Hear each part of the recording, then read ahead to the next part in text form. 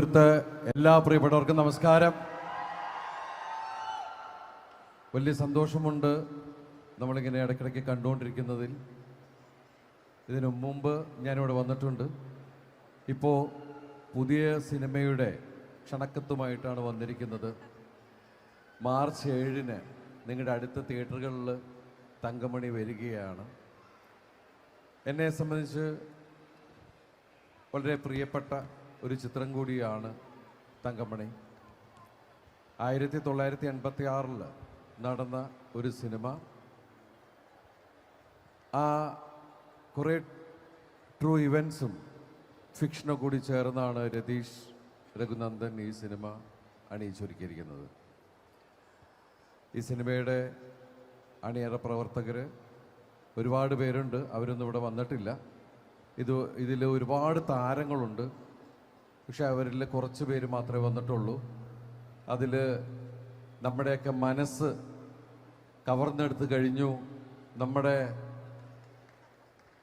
സഹോദരൻ John Vijay sir കേരളത്തിൽ വന്ന് ഞാൻ ചക്കയാണെന്നൊന്നും പറയരുത്. അങ്ങനെ പറഞ്ഞാൽ അത് ഇരട്ടപ്പേര് വീഴും. സാർ உங்களுக்கு 2 பேர் கிடைக்கும், அதான் சொல்லுது ஒரு ஆமாம். ரொம்ப ஹாப்பி சார். உட்காருங்க சார். സമ്പത്ത് റാം സാർ, അതുപോലെ ഈ സിനിമയിലെ ഒരുപാട് പേരുണ്ട് ഇവിടെ വന്നിരിക്കുന്നത്. സ്മിനു, രമ്യ, നെയ്ത്ത, രമേശ് ഏട്ടൻ, ഇനി വരാത്ത മനോജ് കെ ജയൻ, സിദ്ദിഖ് തുടങ്ങി ഒരുപാട് പേര്. അങ്ങനെ ഒരു നീണ്ട നിര വേറെ ഉണ്ട്. മറ്റൊരു നായിക പ്രണീത, വേറൊരു പ്രധാനപ്പെട്ട വേഷം ചെയ്യുന്ന അജ്മൽ, അതുപോലെ സന്തോഷ്, ആസീസ്, സുദേവ്, അങ്ങനെ കുറേ പേരുണ്ട് ഈ സിനിമയിൽ. ഇന്ന് ഇമോഷനെ കുറിച്ചുകൂടെ പറയുകയുണ്ടായി. ശരിക്കും അതാണ് നമ്മൾ ഈ സിനിമ പ്രണയത്തെക്കുറിച്ചും സൗഹൃദത്തെക്കുറിച്ചും ഒക്കെ പറഞ്ഞാണ് തങ്കമണിയിലേക്ക് ചെല്ലുന്നത്.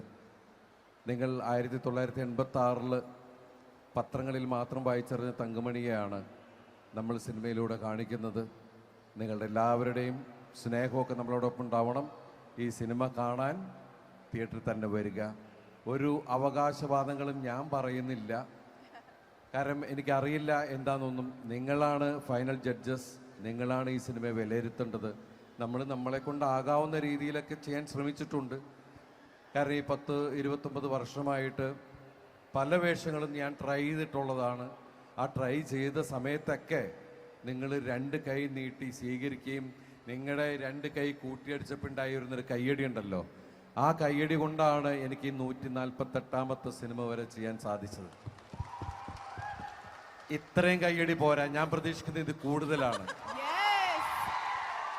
Thank you. കാരണം എന്താ വെച്ചാൽ ഈ കയ്യടിക്ക് നിങ്ങൾക്ക് ഒരു ചെലവുമില്ല. പക്ഷെ ഈ കയ്യടി നൽകുന്ന ഒരു ഊർജ്ജമുണ്ട് ഞങ്ങളെ പോലുള്ള കലാകാരന്മാർക്ക്. അപ്പൊ അതുകൊണ്ട് വലിയൊരു കയ്യടി ഇവിടുന്ന് തരണം. Thank you. ഈ ആവേശം, ഈ സ്നേഹം, കാരണം ഒരുപാട് വ്യത്യസ്തങ്ങളായ വേഷങ്ങൾ ചെയ്യാൻ വളരെ ധൈര്യം തന്നത് നിങ്ങളുടെ ഈ സ്നേഹമാണ്. ഏത് പ്രതിസന്ധിയിലും എന്നോടൊപ്പം നിന്ന എൻ്റെ പ്രിയപ്പെട്ടവരെ ഞാൻ നേരിൽ വന്ന് നിങ്ങളുടെ ഓരോരുത്തരെയും കൈ പിടിച്ചാണ് ഞാൻ നന്ദി പറയുന്നത്. വലിയ സന്തോഷം ഈ വേദിയിൽ നിൽക്കാൻ സാധിച്ചതിൽ. അതിന് ഞാൻ ദൈവത്തിന് നന്ദി പറയുന്നു.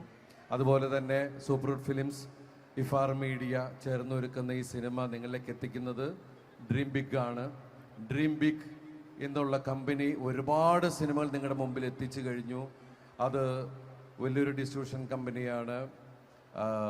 നിങ്ങൾ കണ്ട ജയിലർ, ലിയോ, മഞ്ഞമ്മൽ ബോയ്സ്, ഒരുപാട് പടങ്ങൾ, പാപ്പൻ, എനിക്ക് തോന്നുന്നു പാപ്പൻ തുടങ്ങിയിട്ടാണെന്ന് തോന്നുന്നു. അങ്ങനെയുള്ള ഇപ്പോൾ മഞ്ഞമ്മൽ ബോയ്സ് വന്നൊക്കെയാണ്.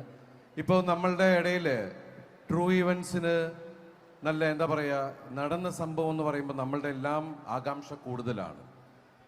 ഇവിടെ ലാസ്റ്റ് വന്ന് നിൽക്കുന്ന സിനിമയാണ് മഞ്ഞമ്മൽ ബോയ്സ്. അതുപോലെ 2018 അതർ ലാംഗ്വേജ് ആണെങ്കിൽ 12th ഫെയിൽ തുടങ്ങിയ സിനിമകൾ, അതുപോലുള്ള ഒരുപാട് സിനിമകൾ നമ്മുടെ പ്രിയപ്പെട്ട പ്രേക്ഷകർ 2 കൈ നീട്ടി സ്വീകരിച്ചതാണ്.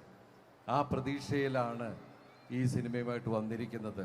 നിങ്ങളുടെ എല്ലാം സ്നേഹവും എന്താ പറയുക, പ്രാർത്ഥനയും അനുഗ്രഹവും ഒക്കെ തിയേറ്ററിൽ തന്നെ ഉണ്ടാവണം. മാർച്ച് 7-ന് മറക്കരുത്. തീർച്ചയായിട്ടും ദിലീപേടിനോടൊപ്പം തങ്കമണി മൂവിയോടൊപ്പം ഞങ്ങൾ എല്ലാവരും ഉണ്ടാവും. ശരിക്കും പറഞ്ഞാൽ ഇത്രയും പേര് വന്ന ഓരോ ചെറിയ ചെറിയ പാട്ടുകളൊക്കെ പാടിയിട്ട് പോയി. അപ്പൊ നമ്മൾക്ക് ഒരു ചെറിയ റിക്വസ്റ്റ് ഉണ്ട്, ദിലീപേട്ടന് ഒരു ചെറിയ പാട്ട് നമുക്ക് വേണ്ടിയിട്ട്. ഞാൻ പാട്ട് പാടിയാൽ അപ്പൊ ഇവിടുന്ന് എല്ലാവരും പിരിഞ്ഞു പോകും. ഇല്ല, പിരിയോ? നമ്മൾ പിരിയില്ലല്ലോ, നമ്മള് ഒറ്റയ്ക്ക് കൂടി നിൽക്കും, നമ്മള് ക്ലാപ്പ് ചെയ്യില്ലേ?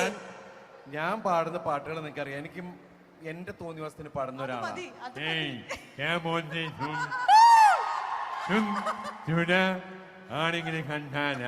എന്നൊക്കെ പറയുന്ന പോലത്തെ പാട്ടുകളേ ഉള്ളൂ.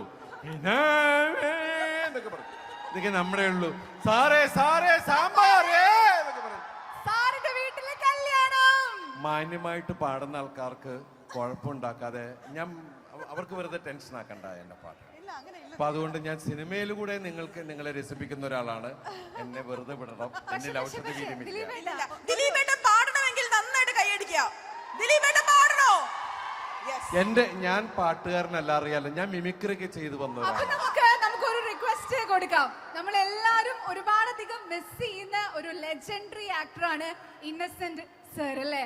ഇന്നസെന്റ് സാറിന് ഏറ്റവും കൂടുതൽ വേദിയിൽ ആക്ട് ചെയ്ത് കാണിച്ചിട്ടുള്ളത് ദിലീപേട്ടനാണ് മിമിക്രിയിലൂടെ. സോ ഈ ഒരു സമയത്ത് അദ്ദേഹത്തെ ഒരിക്കൽ കൂടി ദിലീപേട്ടന്റെ വോയിസിൽ നമുക്കൊന്ന് കേൾക്കാനായിട്ട് സാധിക്കുമോ? നിങ്ങളിങ്ങനെ പെട്ടെന്ന് പറയുമ്പോൾ പാട്ട് പോലെയല്ല, എനിക്കാണെങ്കിൽ പെട്ടെന്ന് കിട്ടിയതും കാക്കേ കാക്കേ കൂടെ അത് പുള്ളി പാടുകയും ചെയ്തു. അപ്പൊ അതുകൊണ്ട് പാട്ടിൽ നിന്ന് ഞാൻ തെറിച്ച്.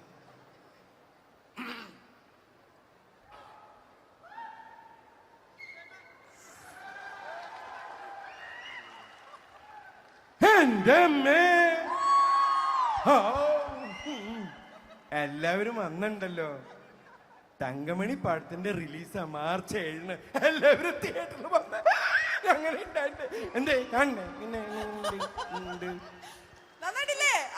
ഒരുപാട് വലിയൊരു കൈയടിയോടുകൂടി ദിലീപേട്ടൻ, താങ്ക് യു സോ മച്ച്.